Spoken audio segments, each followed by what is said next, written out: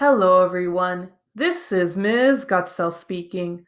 In this video, we are going to examine format feature number 4, line spacing, for the Google Doc series.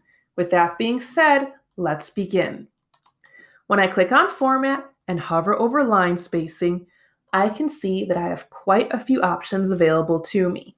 I can choose to change my Google Doc to reflect these default line spacing options of single, 1.15, 1.5, or double. I can also choose to add a space before a paragraph or after a paragraph. Finally, I can create custom spacing settings if I desire.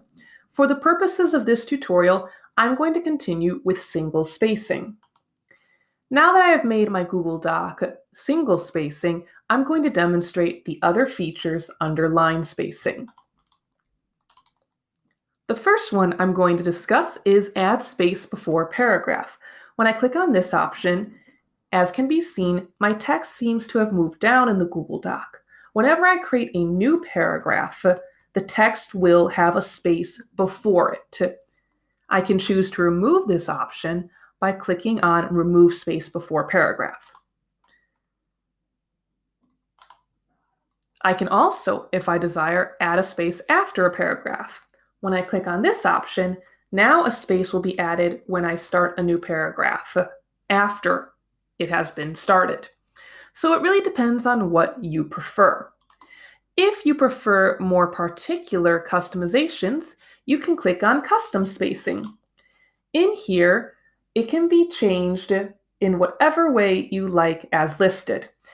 I could have my line spacing be 1.15, and I could have paragraph spacing of 10 points before and 10 points after. I'd have to click Apply to make certain that these changes are saved.